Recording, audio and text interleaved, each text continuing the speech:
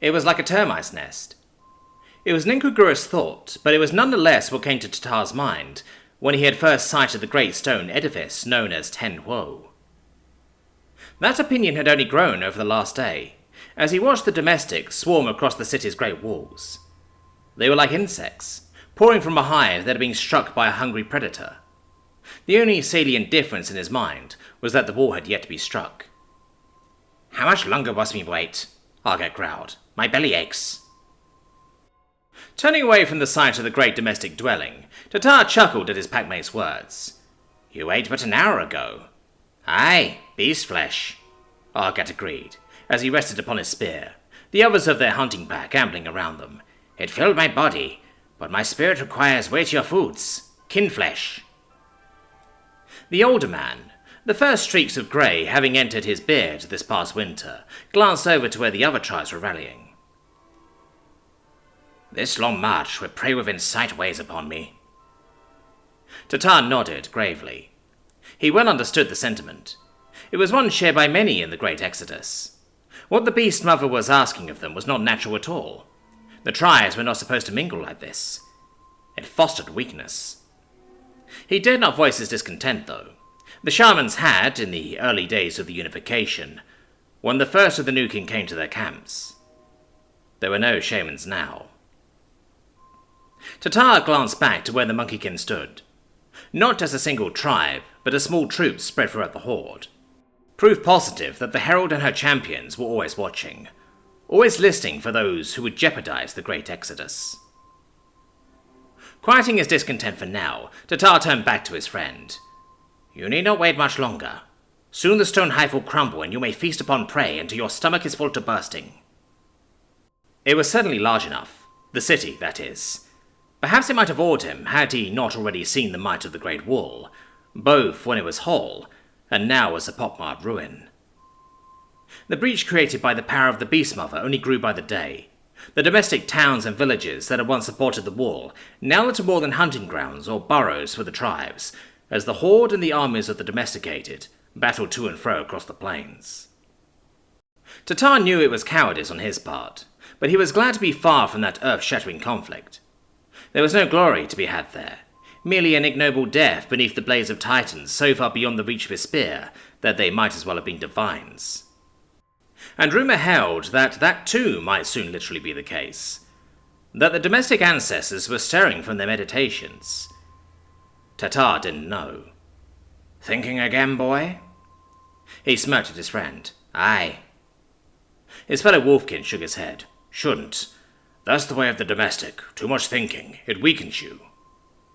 Tatar laughed. "Even a wolf thinks, old friend. It considers, picks his prey with care."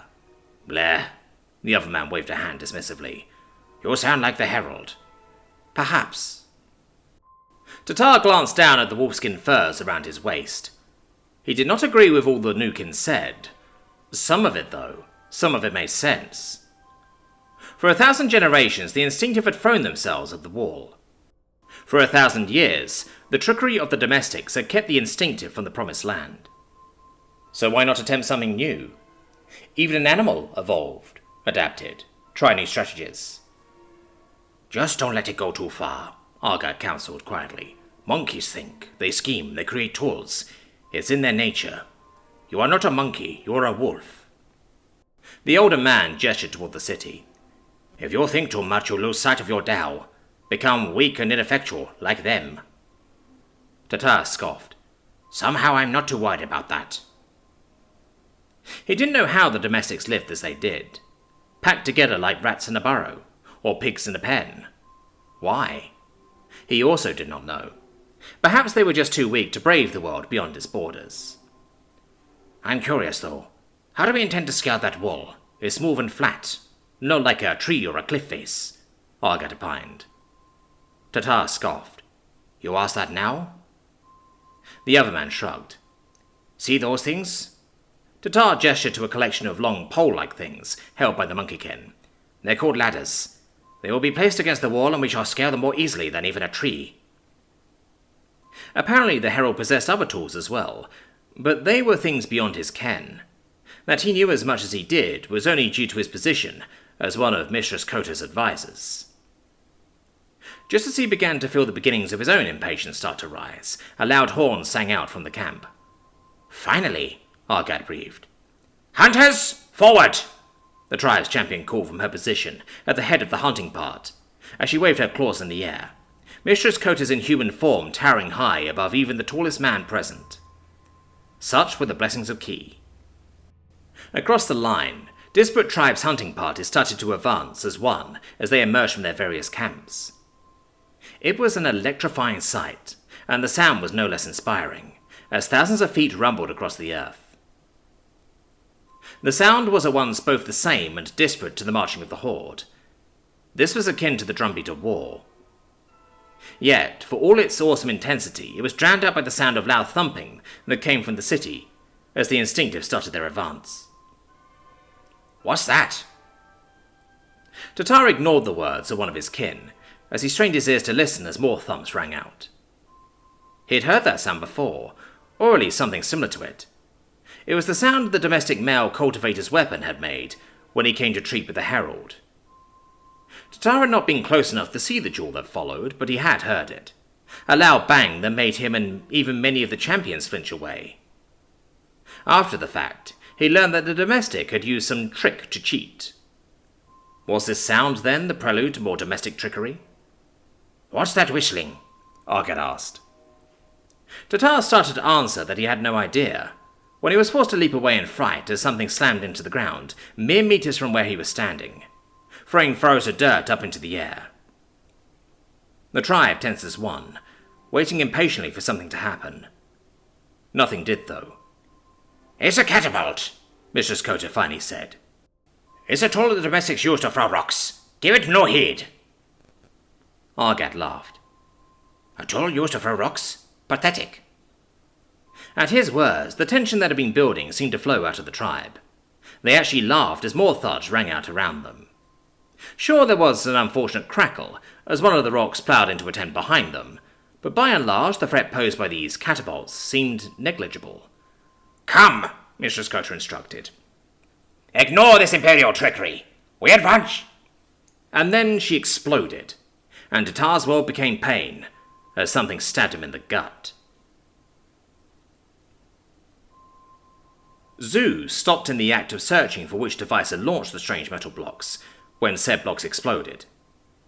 The shockwaves buffeted her, but she stood her ground, feet gripping the earth beneath her as her wings moved to shield her. She needn't have bothered. As powerful as the blasts were near the blocks, from a hilly vantage point, they were little more than hot air. Still, she did not regret her actions as her wings peeled back, and she took in the devastation created by the unexpected attack. Her mother had warned her, but she had not truly believed, or rather she had been lulled into not believing. The Imperials at the wall had not changed. They had behaved exactly as Zu's tutors had taught her they would. Vaingloriously, arrogantly, skillfully, predictably, until she had arrived here.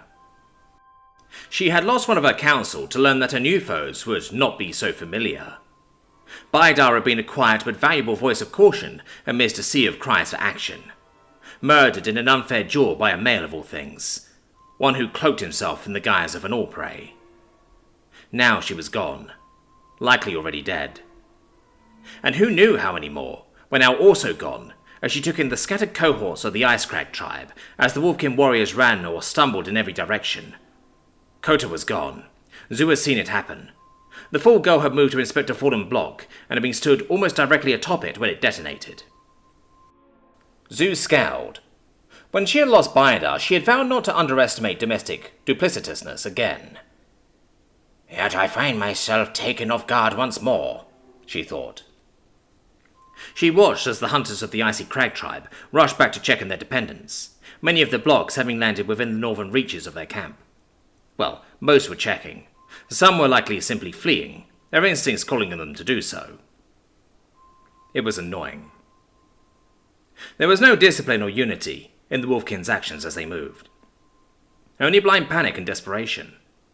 Whatever small modicum of preparedness she'd beat into the tribe had been lost as they rushed about, and her enforcers powerless to stop them, despite them lashing out with their whips and staves.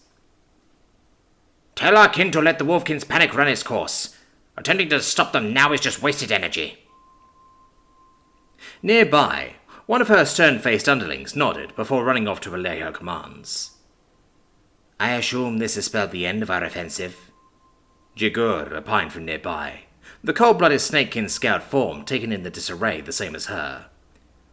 For this camp, Zhu shook her head, this setback is unfortunate, but the other camps will continue their advance. Her comrade and friend nodded, before moving to relay her orders. When she was done, Zhu turned to her. You saw what that did. It was not a question. Falling matter, the snakekin acknowledged. I did not see any of the catapults on the wall move. Did you? Jigur shook her head, her mottled brown scales glinting in the dawn light.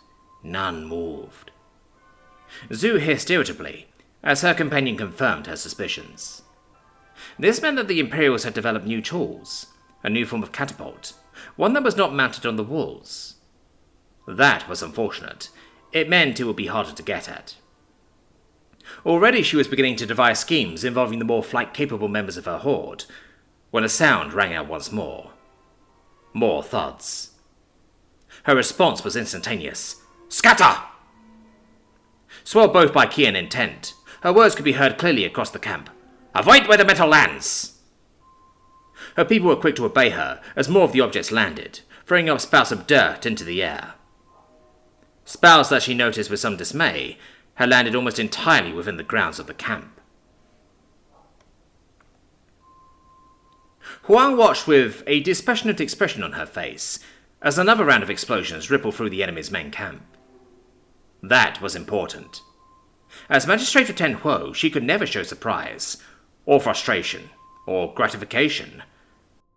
Those things implied a lack of control. And a member of the Imperial clan was always in control.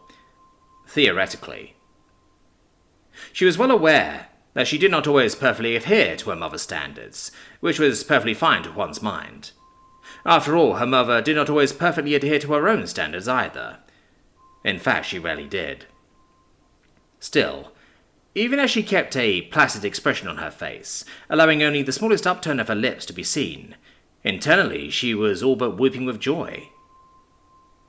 Would that one of those exploding stars would land on that abomination's head, she thought, as her gaze picked up the form of her distant enemy, stood on an opposing dirt mound. Alas, the stars were falling far from her hated foe. On the bright side, they were falling directly on her main camp. And that was a gratifying sight to see, as one of the main prongs of the incoming assault had been thrown into total disarray. Likewise, the advance of the other tribes had come to an almost total stop, as they tried to make sense of what they were seeing and hearing. Ideally, they would have faltered after coming into catapult range, so that the defenders of Ten Huo could add their own vehemence to Jack Johansson's most unexpected assault. But alas, even the primitives were wise enough not to loiter in an area where they could be fired upon. Which was why she found herself resisting the urge to send a messenger, instructing him to change the location of his attacks. The main camp had already been savaged by 2, now 3, as another set of booms rang out from the city, salvos. More could yet be done, but greater damage still could be inflicted if the Gons changed targets to the yet untouched camps. Camps that would soon start to move the moment that her enemy figured out that the gunfire would not stop. And Huang did not fool herself into thinking that the Gons had unlimited range. She had heard the big Gons described to her, and for all their size and particular method of attack, like bows or catapults, they would have a finite range. A long range, certainly, but finite all the same. When the enemy moved their camp, it might well be beyond the range of those Gons. To that end, they needed to hit them hard now. All of them. Have the cavalry sally. As you command, Great One. It spoke to the efficiency of the Imperial command structure that within moments of her command, a series of flags had been raised and the gates of the city started to open. To Huang's further delight, the sight made the tribes hesitate, torn between continuing their advance on the now open gate and returning back to their camp. As if the gate being open made any difference whatsoever. They were far enough away that even if the enemy started sprinting, it would be closed once more before they reached it. Ignorant savages, Huang thought with some glee, as the staccato clatter of armoured cavalry preceded them, streaming from the gate in organised blocks, the lances of the riders glinting in the sun, as their spirit beast mounts ate up the distance between them and their foes. The riders did not plunge into the mass of the enemy. Even in their disorganised state, that would have resulted in the enemy surrounding and bogging them down. Instead, like a shoal of fish, the Imperial lance formation turned right, cutting into those exposed flanks that had been created by the uneven advance of their foe. Tribesmen were speared through by expertly placed long lengths of wood and steel, or run down by powerful spirit beast hooves. Groups found themselves cut off from one another by the powerful armoured wedge of horseborn cultivators, and they quickly crumbled or were run down as the elite Imperial force ruled around as one. All the while, the whistling of the gongs continued overhead, and to Huang's delight, this time they fell on the as-yet untouched camp, directly to the right of the main one. Perhaps in an ideal world, this would be the moment the enemy broke. This was not an ideal world, however. As effective as the cavalry were, as devastating as the gongs were, the enemy's numbers alone meant they were not so easily shattered. Eventually order would reassert itself. Enemy champions would congregate and cut off the ongoing rampage of the Imperials. Advancing elements of the Horde would get close enough to threaten the gate, forcing it to shut, at which point the cavalry would be locked out of the city. And not even the mystical power of the spirit beasts her elite rode were capable of scaling a sheer vertical wall. To that, Huang raised an arm, and a horn rang out from the wall signalling for them to retreat. Which they did, as organised blocks. They streamed back towards the city, seamlessly meshing together into a single line that pounded through the gates and back into the city. It was a surreal sight to see, and a sterling example of Imperial discipline, as the disparate mass of women and animals moved like a single river. Those elements of the opposing horde that hadn't been savaged by the sudden attack attempted to give chase, only to come under fire from the catapults on the walls. The massive stone blocks the machines fired were more of a psychological terror than a physical one as they slammed down, crushing 1 or 5 men as the stone tumbled down between the enemy lines. And all the while the gongs continued to fire, now onto the 4th camp. Horns were ringing out from the ruined main camp now, grotesque flyers flitting between them as the enemy leader attempted to relay orders. The main advance stalled once more before reversing motion, and from her vantage point Huang could see where men, women and children were now streaming from camps both untouched and ruined, with whatever they could carry held in their hands. The rest of their belongings left to be ravished by the gongs, once they had finally turned their baleful gaze towards them. It seemed her opponent had realized that the barrage would not stop, that whatever means Johansen was using to finance these blows was not as finite as she might have hoped. Finally, the magistrate of Tenhuo let out a satisfied sigh. The first battle for the fate of her city had come to its conclusion, and it had been a total defeat for their enemy. Incredible, someone breathed to her right, as the gongs continued to ring out. Huang couldn't bring herself to disagree. Idly, she made a note to summon Jack Johansen at his earliest convenience, an allowance on her part, but he'd earned that much consideration from her. To do anything else would be to deny him his well-deserved face, and make her seem miserly. He would also likely require rest after this mammoth undertaking. She could not imagine this masterstroke of strategic and technical brilliance had been easy to concoct. Jack scratched his ass as he sat on the toilet, slowly flipping through an old-fashioned comic book on his datapad. Idly, he listened to another distant boom from his artillery, and for a moment wondered how Gao was doing, and if the artillery was having any effect on the battle. Well, he'd not received any messages from the man saying that the gongs had exploded or anything, so he figured it was going okay. He momentarily considered switching apps to check on the wall cameras, before deciding against it. He knew the sight would just ruin his mood. Just because he acknowledged that bombing a bunch of non-combatants was necessary, didn't necessarily mean he wanted to view it first thing in the morning in high definition. He'd check later. Besides, a man's morning dump was him time. It was sacred.